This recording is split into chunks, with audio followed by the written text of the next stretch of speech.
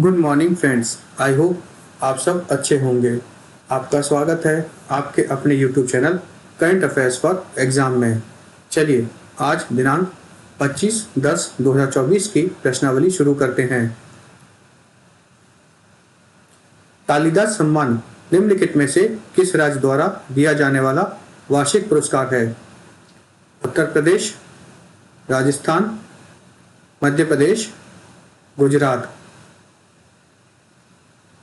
इसका सही जवाब है मध्य प्रदेश।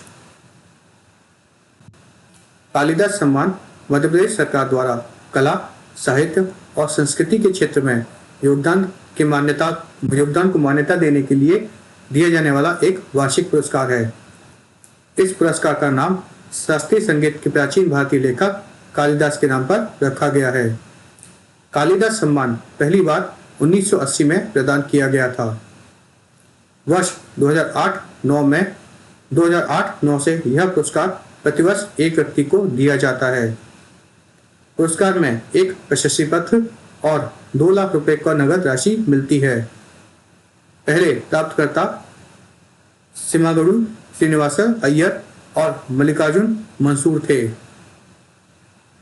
चलिए अगले प्रश्न पर आते हैं। 11वां एशिया स्वच्छ ऊर्जा सम्मेलन ACES निम्नलिखित में से किस देश में आयोजित किया गया? Colombia, Peru, Argentina, Singapore. इसका सही जवाब है सिंगापुर। 11वां एशिया स्वच्छ ऊर्जा शिखर सम्मेलन अर्थात 11th Asia clean energy summit Singapore में आयोजित किया गया।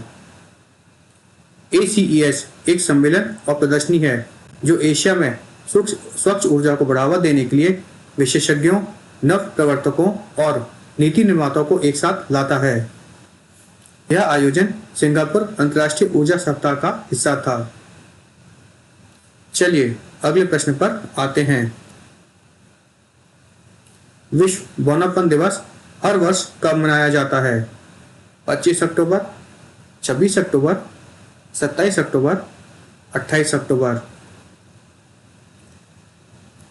इसका सही जवाब है 25 अक्टूबर। विश्व बौनापन दिवस हर वर्ष 25 अक्टूबर को मनाया जाता है। यह एक्रोंड्रोप्लासिया जैसी स्थितियों के बारे में जागरूकता बढ़ाने के लिए मनाया जाता है। चलिए अगले प्रश्न पर आते हैं। हाल ही में भारत और निम्नलिखित में से किस देश के बीच सिम्बेक्स 2024 अभ्यास का 31वां संस्करण आयोजित किया गया था? स्वीडन, सिंगापुर, दक्षिण कोरिया, सेनेगल। इसका सही जवाब है सिंगापुर। हाल ही में भारत और सिंगापुर के बीच सिम्बेक्स 2024 का 31वां संस्करण आयोजित किया गया था। यह अभ्यास आंध्र प्रदेश के विशाखापट्टनम में पूर्वी नौसेना कमान में हुआ।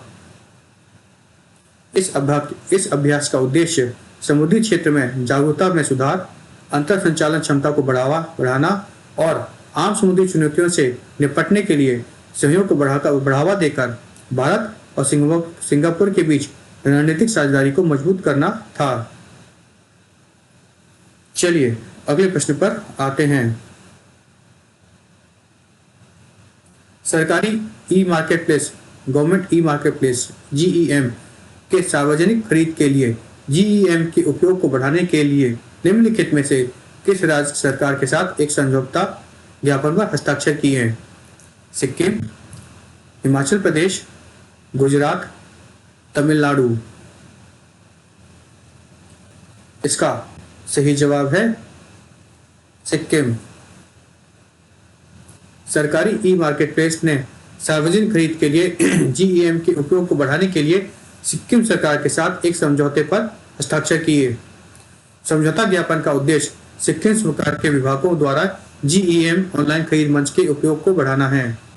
सिक्किम को GEM अपनाने में सहायता के लिए GEM प्रशिक्षण, मार्गदर्शन और क्षमता निर्माण कार्यक्रम प्रदान करेगा।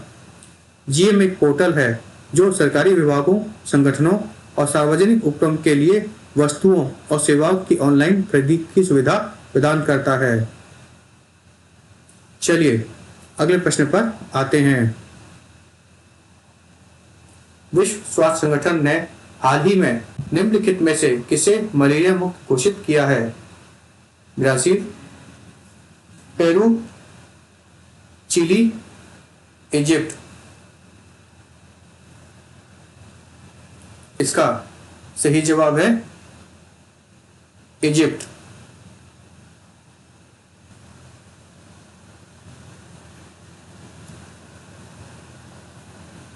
विश्व स्वास्थ्य संगठन ने हाल ही में मिस्र और काबो वर्डे को मलेरिया मुक्त घोषित किया है। विश्व स्वास्थ्य संगठन ने उन देशों का प्रमाण पत्र प्रदान किया है जिन्होंने यह साबित कर दिया है कि एनोफिलीज मच्छरों द्वारा स्वदेशी मलेरिया संरक्षण की श्रृंखला को बाधित कर सकते हैं। उन्हें संक्रमण को पुनः शुरू होने से रोकने की क्षमता भी प्रदर्शित करनी होगी। विश्व स्वास्थ्य संगठन द्वारा मलेरिया मुक्त घोषित किए जाने गए अन्य देशों में Singapore, Mauritius, Malaysia, Algeria, Azerbaijan, Tajikistan और चीन शामिल हैं। चलिए अगले प्रश्न पर आते हैं। निम्नलिखित में से किस राज्य सरकार ने हाल ही में कक्षा 10 के लिए उत्तीर्ण अंकों को कम करने का प्रस्ताव दिया है? महाराष्ट्र, जम्मू कश्मीर, दिल्ली, पंजाब। इसका सही जवाब है महाराष्ट्र। महाराष्ट्र राज्य सरकार ने हाल ही में कक्षा 10 के लिए उत्तीर्ण अंकों को कम करने का प्रस्ताव दिया है।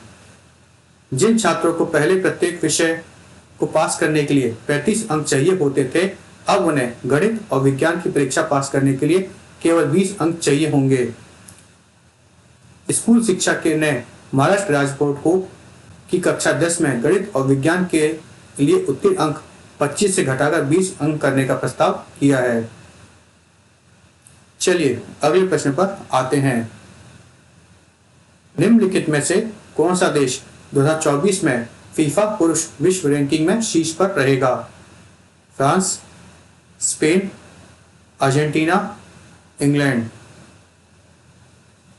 इसका सही जवाब है अर्जेंटीना। अर्जेंटीना देश 2024 में फीफा पुरुष विश्व रैंकिंग में शीर्ष पर रहेगा। चलिए अगले प्रश्न पर आते हैं। प्रभाकर राघवन निम्नलिखित में से किस कंपनी के नए CTO चीफ टेक्नोलॉजिस्ट नियुक्त किए गए हैं? Meta, Google, Apple, x. इसका सही जवाब है गूगल। प्रभाकर राघवन गूगल के नए चीफ टेक्नोलॉजिस्ट नियुक्त किए गए हैं। चलिए अगले प्रश्न पर आते हैं। डॉक्टर नीना मल्होत्रा को निम्नलिखित में से किस देश में भारत का अगला राजदूत नियुक्त किया गया है? Finland, Sweden, Latvia, Belgium. इसका सही जवाब है स्वीडन। डॉक्टर नीना मल्होत्रा को स्वीडन में भारत का अगला राजदूत नियुक्त किया गया है। चलिए अगले प्रश्न पर आते हैं। निम्नलिखित में से किसे विश्व इस्पात संघ का अध्यक्ष नियुक्त किया गया है? Leon Toplian, Mark Vasella, Akiko Inoue, TV Narendra. इसका सही जवाब है टीवी नरेंद्र। टीवी नरेंद्र को विश्व इस्पात संघ का अध्यक्ष नियुक्त किया गया है।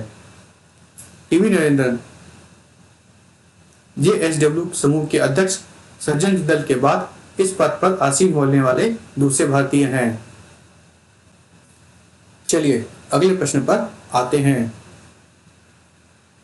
राष्ट्रीय सुशासन केंद्र national centre for good governance ने निम्नलिखित में से किस देश के सिविल सेवकों के लिए 34वां क्षमता निर्माण कार्य सफलतापूर्वक पूरा किया? नेपाल, भूटान, मालदीव, श्रीलंका। इसका सही जवाब है मालदीव।